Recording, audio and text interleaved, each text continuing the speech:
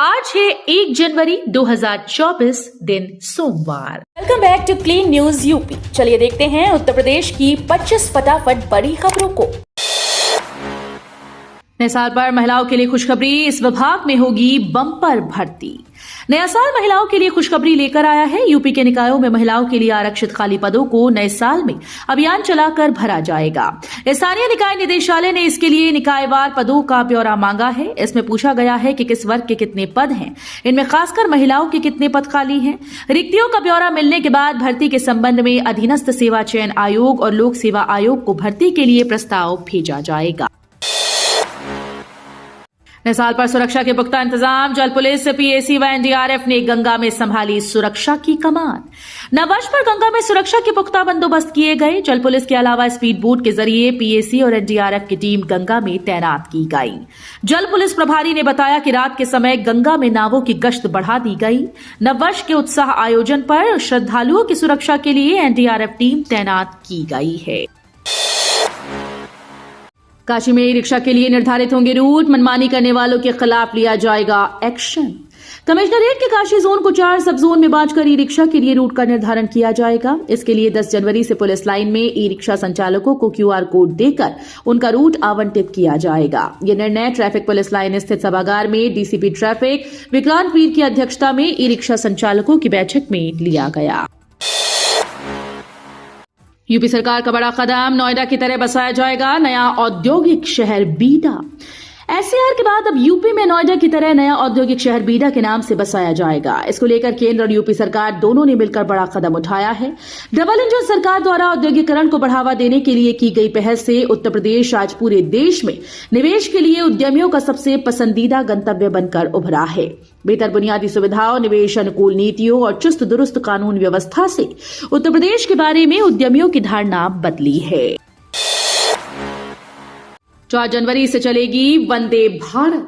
अयोध्या से दिल्ली वाया लखनऊ चलने वाली वंदे भारत एक्सप्रेस 4 जनवरी से पटरी पर उतर आएगी। खास बात यह है कि ट्रेन किराए में शताब्दी व तेजस एक्सप्रेस को पछाड़ेगी। एग्जीक्यूटिव क्लास का किराया 2595 रुपए है, जो कि शताब्दी के अनुभूति क्लास कोच से भी महंगा है, जबकि ट्रेन 6 घंटे 20 मिनट में आनंद विहार पहुंचाएगी। अयोध्या का प्रयागराज से होगा सीधा वायु संपर्क। महाकुंभ से पहले शुरू हो जाएगी सेवा। राम की नगरी अयोध्या में इंटरनेशनल एयरपोर्ट का उद्घाटन होने के बाद वहां से कई शहरों के लिए सीधी विमान सेवा शुरू होगी। जिन शहरों के लिए विमान सेवा शुरू होनी है उसमें संगम नगरी भी शामिल है। महाकुंभ के पूर्व प्रयागराज का अयोध्या से सीधा हवाई संपर्क हो जाएगा। इन दोनों शहरों को जोड़ने के लिए 20 सीट वाले छोटे विमान चलाए जाएंगी। यूपी में अब कदम कदम पर बैंकिंग सेवाएं, न्यू ईयर में खुलेंगी सैकड़ों नई ब्रांच और एटीएम। यूपी में अब कदम कदम पर बैंकिंग सेवाएं उपलब्ध होंगी। अगले साल बैंकिंग सेवाओं का इतना विस्तार होगा कि औसतन हर आधा किलोमीटर पर कोई ना कोई बैंकिंग आउटलेट उपलब्ध होगा। इनमें बैंक शाखाएं, बैंक मित्र, बैंक सखी और एटीएम शामिल हैं। अभी औसतन हर 0.91 वर्ग किलोमीटर पर आम लोगों को कोई ना कोई बैंक आउटलेट मदद के लिए मौजूद है। राज्य में हाल के वर्षों में बैंकिंग सेवाओं और सुविधाओं का काफी विस्तार हुआ है। अगले साल 700 नई बैंक शाखाएं खोलने की तैयारी है। यूपी में बदलेंगे घर बनाने के नियम, 58 शहरों का होगा अपना मास्टर प्लान। उत्तर प्रदेश के 58 शहरों का नए साल में अपना मास्टर प्लान तैयार हो जाएगा। इसमें तय भू उपयोग के आधार पर ही शहरों में भवनों का निर्माण की अनुमति होगी। इसके साथ ही मंदिरों के पास भवनों की ऊंचाई के मानक भी तय होंगे। सचिव आवास की अध्यक्षता में गठित कमेटी को अभियान चलाकर तैयार किए गए मास्टर प्लान को अंतिम रूप देने का निर्देश दिया गया है। आवास विभाग इस तैयारी में है कि जनवरी 2024 में सभी शहरों के मास्टर प्लान को अंतिम रूप देते हुए जारी कर दिया जाए। श्री राम मंदिर, मुख्यमंत्री योगी और एसटीएफ चीफ को बम से उड़ाने की धमकी। श्री राम मंदिर सीएम योगी और एसटीएफ चीफ को बम से उड़ाने की धमकी दी गई। धमकी भरा ईमेल भारतीय किसान मंच के राष्ट्रीय अध्यक्ष देवेंद्र तिवारी को भेजा गया। देवेंद्र को भी मारने की धमकी दी गई। ईमेल भेजने वाले ने खुद को आईएसआई से जुड़ा बताया। यूपी 112 के इंस्पेक्टर की तहरीर पर सुशांत गोल्ड सिटी थाने में एफआईआर दर्ज की गई। पुलिस के साथ एटीएस को प्रकरण की जांच में लगाया गया। ईमेल करने वाले को ट्रेस किया जा रहा है। नैसाल पर काशी विश्वनाथ का केवल झांकी दर्शन, 2 किलोमीटर पहले रोके जाएंगे सभी वाहन। नैसाल के पहले दिन श्री काशी विश्वनाथ धाम में भीड़ को देखते हुए मंदिर के गर्भगृह में स्पर्श दर्शन प्रतिबंधित कर दिया गया। सभी दर्शनार्थियों को झांकी दर्शन की सुविधा उपलब्ध होगी। इसके साथ ही लोगों की सुविधा के लिए विश्वनाथ मंदिर के दोनों तरफ करीब 2 किलोमीटर तक नो व्हीकल जोन घोषित किया गया है। खुशहाल रहे परीक्षार्थी, यूपी बोर्ड ने शुरू की हेल्पलाइन, 24 घंटे होगी काउंसलिंग। यूपी में बोर्ड परीक्षाओं के दौरान छात्रों को अवसाद, उदासीनता और व्यवहार में उग्रता जैसे मानसिक अस्वस्थता से बचाने के लिए इस बार 24 घंटे काउंसलिंग की सुविधा उपलब्ध रहेगी। इसके लिए केंद्र और राज्य सरकार ने टेलीमानस हेल्पलाइन नंबर शुरू किया जो 24 घंटे काम करेगा। इस संबंध में माध्यमिक शिक्षा निदेशक ने सभी जिला विद्यालय निरीक्षकों को इस हेल्पलाइन नंबर के प्रचार प्रसार करने के निर्देश दिए हैं। आज से बदलेगा मौसम, कई जिलों में बदली बारिश के आसार। मौसम विभाग के अनुसार नए साल के पहले दिन से मौसम में बदलाव नजर आएगा। उत्तर प्रदेश के विभिन्न अंचलों में बदली बारिश का सिलसिला शुरू होगा।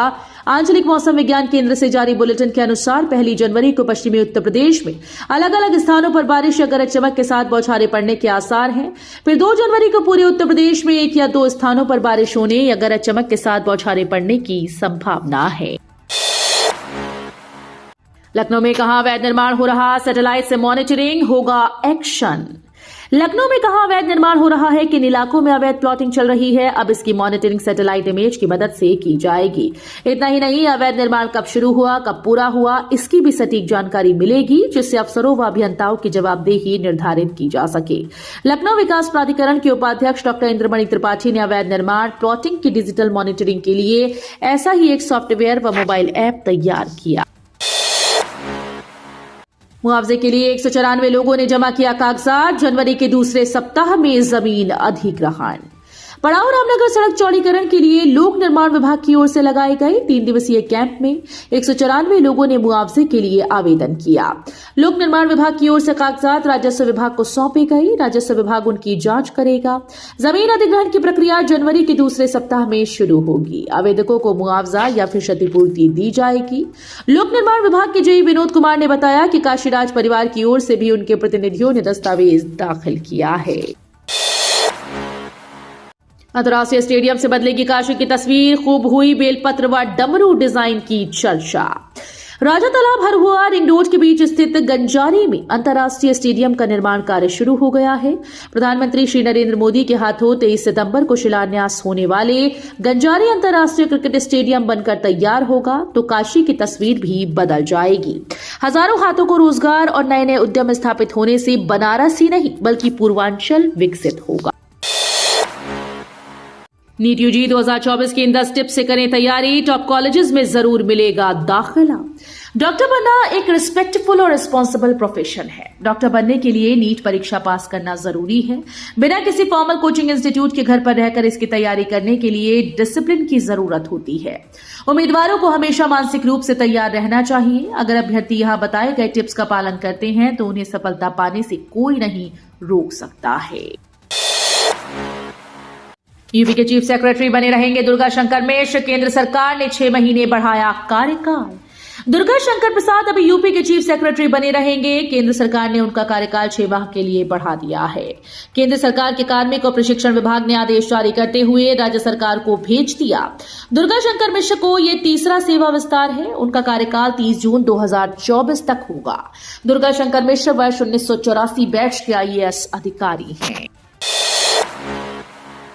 शिक्षक ने डिप्रेशन में दिया इस्तीफा, हाईकोर्ट से मिली बड़ी राहत, BSA का आदेश रद्द।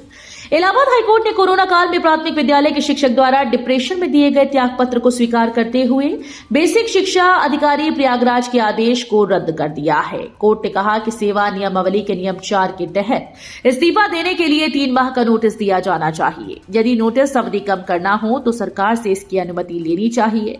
याची का इस्तीफा 1 माह के भीतर स्वीकार कर लिया गया। मेडिकल जांच में याची डिप्रेशन में पाया गया। ऐसे में उसका इस्तीफा विवेकपूर्ण नहीं माना जा सकता। जेपी नड्डा लखनऊ पहुंचे, सीएम योगी के साथ सुना मन की बात कार्यक्रम। भारतीय जनता पार्टी के राष्ट्रीय अध्यक्ष जगत प्रकाश नड्डा रविवार को एक दिवसीय दौरे पर लखनऊ पहुंचे, जहां उत्तर प्रदेश के मुख्यमंत्री योगी आदित्यनाथ समेत कई प्रमुख नेताओं ने अमौसी हवाई अड्डे पर उनका स्वागत किया। नड्डा हवाई अड्डे से यहां ट्रांसपोर्ट नगर स्थित एक होटल में पहुंचे, जहां उन्होंने मन की बात श्रृंखला की रविवार को प्रसारित कड़ी को सुना। साधारण राम मंदिर के नाम पर हो रही ठगी, क्यूआर कोड भेजकर चंदे के बहाने लोगों से ऐंठ रहे पैसा।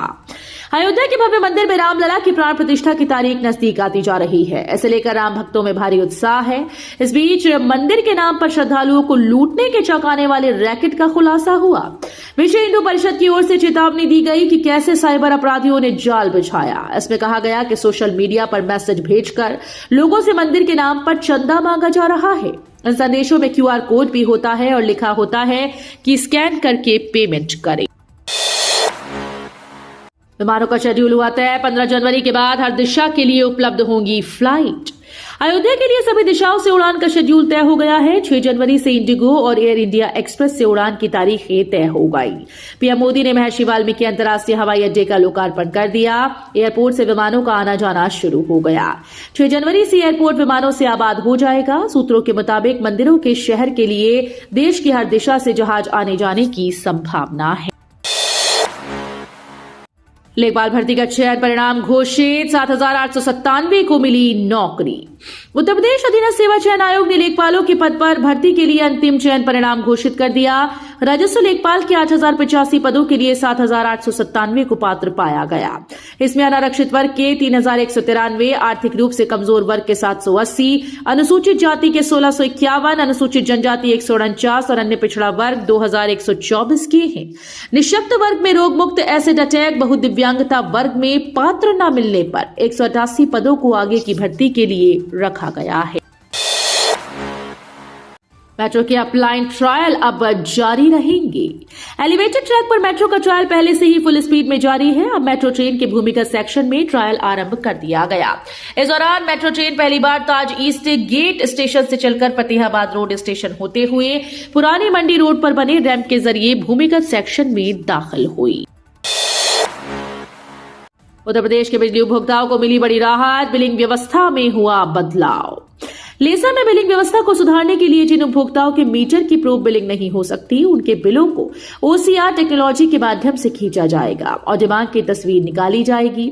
पुराने मीटर वाले बिजली उपभोक्ताओं को इससे अधिक लाभ मिलेगा। मध्यांचल विद्युत निगम के निदेशक योगेश कुमार ने सुभाष पार्क उपकेंद्र से शुरुआत की। इस अवसर पर निदेशक ने बताया कि ओसीआर बिलिंग में मीटर रीडिंग और डिमांड के फोटो को कैप्चर करने के बाद ऑटोमेटिक रीडिंग और डिमांड अंकित हो जाते हैं और बिल रीडिंग के अनुसार बनाए जाते हैं।